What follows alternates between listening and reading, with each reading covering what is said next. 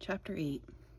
Ellen was so happy she felt like shouting, here I am at last!" And she could have shouted too and not have been heard at all, with all the noise in the little town. The cries of the cannoneers, the rumbling of wagon trains, the pounding of the heavy boots of marching men filled the air of Elizabethtown. And over it all sounded the drums, the screeching fifes and the wailing bagpipes. She skipped down the street that ran beside the waterfront. One dock after another was filled with soldiers climbing from the boats and hoisting up their knapsacks. She looked eagerly at all the signs hanging above the shops and taverns that stood against the bluff on the opposite side of the street. Nowhere could she see a sign for the Jolly Fox Tavern. Ellen was puzzled. Grandfather said it would be here, and not hard to find, for Elizabeth was a small town. She began to feel anxious and decided to ask someone. Carrying her blue bundle behind her, she walked up to a big, ruddy-faced workman who had stopped his oxen by a dock and was loading his ox cart with wooden army chests. His huge muscles almost burst the sleeves of his woolen shirt. Across his fat stomach was stretched a well-worn leather apron. "Where is Mr. Shannon's tavern?" Ellen shouted above the noise of the drums and the bagpipes. "Must be here somewhere." The man's voice was as deep and rumbling as a foghorn. "It's at the sign of the Jolly Fox," Ellen shouted. "Jolly Fox Tavern?" The man wiped his hands on his shirt sleeves. "Never saw it here in Amboy." "Amboy?" cried Ellen. "Isn't this Elizabethtown?" "Nay, it's Perth Amboy." The man jumped up on his cart and started to push and pull at the army chests to pile them up. Ellen stared at him, speechless. Higgins had said their boat was coming to Elizabethtown. "Elizabeth is back there." The man pointed with his chin. "Back along the shore, about 10 miles or so." "But how can I get to Elizabeth?" Ellen cried in a high, frightened voice. "Swim, maybe," he laughed, "but walk likely." In her alarm, Ellen felt as if her head were about to spin off her shoulders. She couldn't think, and she suddenly felt very hot. She must be in a nightmare. Grandfather had said there was only one thing to do when she got off the boat: walk to the tavern of friendly Mr. Shannon. He hadn't said she might have to walk 10 miles in the winter, when it was getting late and without knowing the way.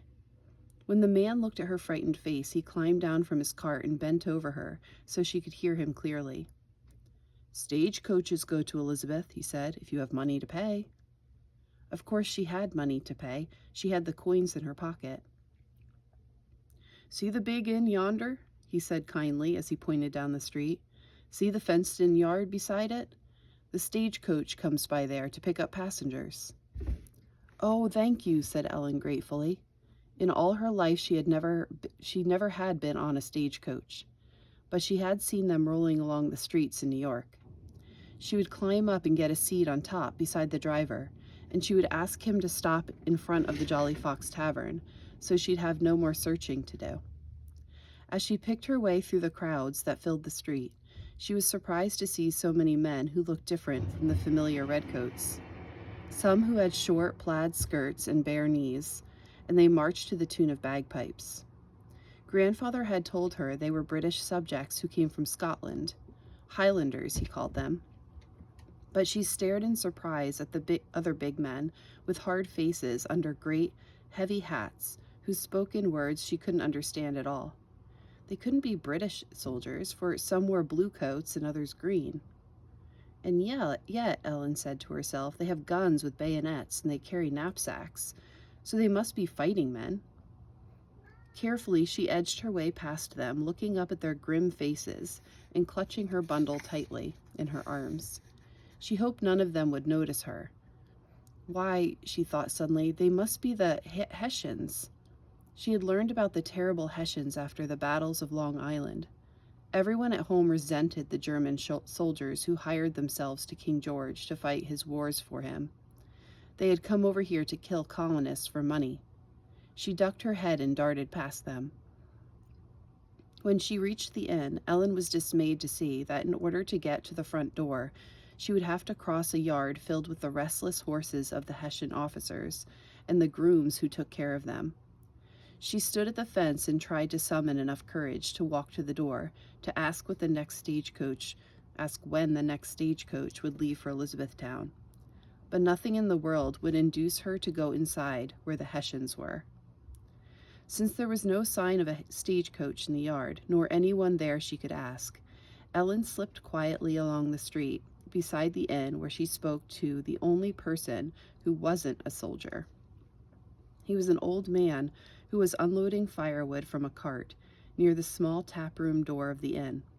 His boots were bundles of straw tied round his legs with ropes, and his hat had once been an animal of some kind, but it was hard to tell what sort now. The tail, which must have been bushy at one time, was worn to a scraggly rope. "Can you tell me where the stagecoach starts?" she asked. The old man turned around. He looked thin and tired, and his face was so gnarled it seemed to be made from a dried apple. Little bunches of gray hairs grew from his ears. He sucked in his wrinkled lips and squinted at her with sharp, beady eyes. "If you wait for a stagecoach," he said sourly, "you'll wait till doomsday." "Why?" Ellen asked anxiously. The man slammed 4 logs down on the ground before he spoke. "Because there ain't none." "None at all?" Ellen cried. "The British took them. Only officers ride in the stage now. No common people." The man angrily yanked more chunks of wood from his cart and swore at his old horse. "But how can I get to Elizabethtown?" "Can't." The old man spat a long brown stream of tobacco juice against the tree trunk, loaded the firewood on his shoulder, and shuffled on bowed legs to the taproom door. It slammed behind him. Ellen's heart fell to the soles of her feet. Her legs would no longer hold her up, and she sank down on a bench under the gnarled old tree beside the door. She sat so stiff and straight, she seemed to be carved from a piece of wood, except for her twisting hands. She felt like a fly in a spider's web. She couldn't go on to find the Shannons, and she couldn't go back. There was no way to go home now. She couldn't even think, if only the noise would stop so she could think. There was so much shouting and playing of fifes and bagpipes, it made her head whirl as fast as her mother's spinning wheel. Why had grandfather thought she could do this? Why had he sent her off across the bay to a place she knew nothing about, with no way to get back home again? Why had he thought a 10-year-old girl could do a man's work? She stared at the company of Highlanders marching by in their plaid kilts and their bare knees, but she hardly saw them.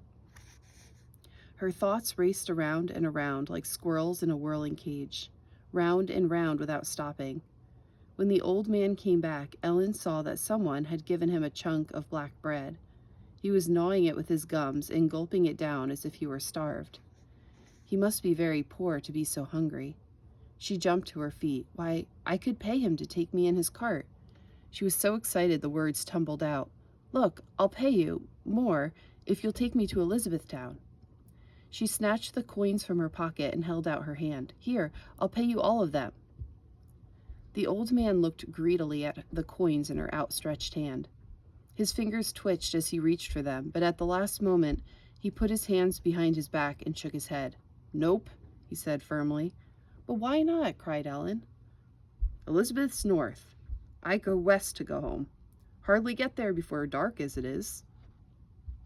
Her hopes fell to her feet like a china cup, breaking in 100 pieces. "I suppose I could walk," she said forlornly, but she knew she could never do that, not 10 miles all alone. When she had walked 10 miles before, she and Mother had kept each other company and given each other strength. "Can't walk on that road," cried the man. "That's a right busy road, out past the soldiers' camp. Lots of redcoats on horses. They'd run you down."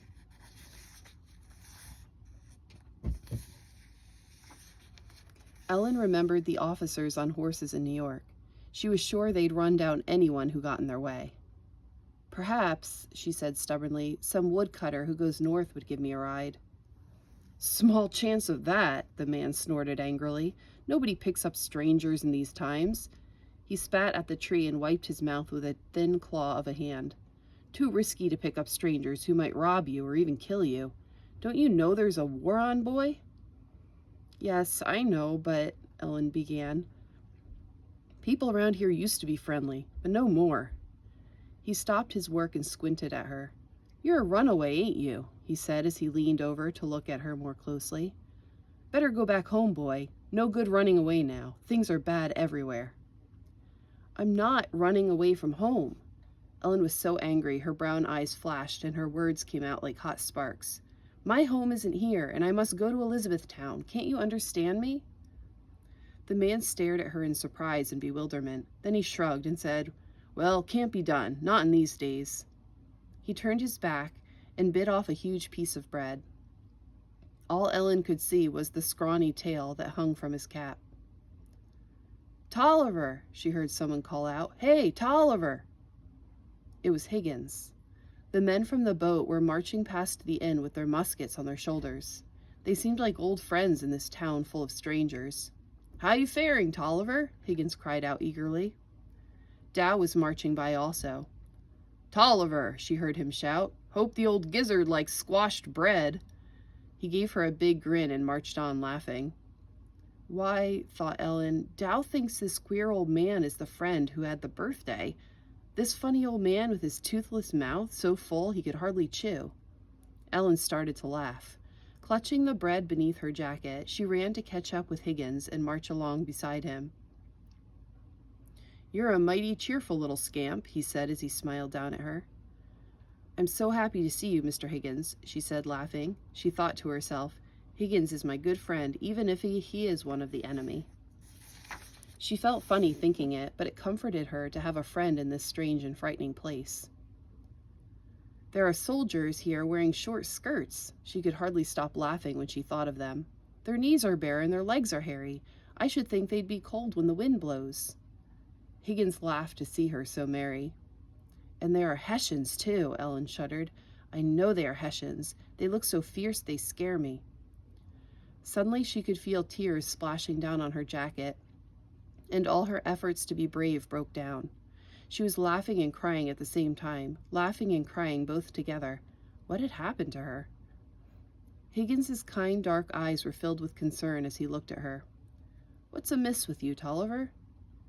Ellen took a deep breath before she blurted out, "I wanted to go to Elizabethtown, and the boat brought me to Amboy instead."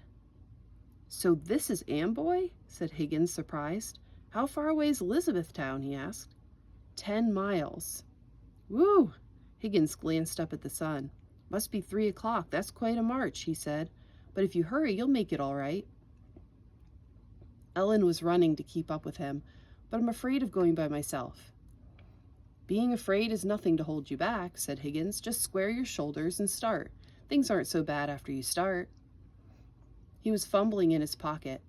"Hold out your hand, Toliver," he said, and he pressed a coin into her mitten. "There. Go get on the stagecoach, and you'll be there long before dark." Before she could tell him that she already had money in her pocket and there was no stagecoach, an officer on a big gray horse dashed up to her. "Begone, boy!" he cried angrily as he flicked at her with his riding crop. "I'll have no boys begging from my men," the officer roared at her. Ellen ducked, but the horse kept edging her over to the side of the road and turned so she couldn't dodge around him. She couldn't even see Higgins as he marched away. Very carefully she opened her hand to look at the coin, a fat silver coin, bigger than she had ever seen, and she couldn't even thank him for it. She might never see Higgins again, but she'd never forget him. He had given her something more important than money. He had been her friend. Now she knew she could do it somehow. Back to the old woodcutter she ran to ask the way to Elizabethtown. "I'm going to walk," she said to the old man. "I'm going to walk to Elizabethtown," she said again when he did not seem to understand her. He looked at her with a faint smile on his face. "Well," he said as he gulped down the last of the bread, "I did it myself many a time when I was young and had young legs like yours." He took off his cap and scratched his head as he squinted at the sun. "Must be nigh on to 3 o'clock, but it's a good road. You can walk it at night." "At night?" cried Ellen. "I'm going to run most of the way to get there before dark. I've walked 10 miles before," she said to the old man. "I can do it again when there is naught else to be done." She sounded bold. She sounded like a person who could run 10 miles and never stop for breath, but inside she was trembling. "Well, start running then," the old man said, and he turned back to his firewood.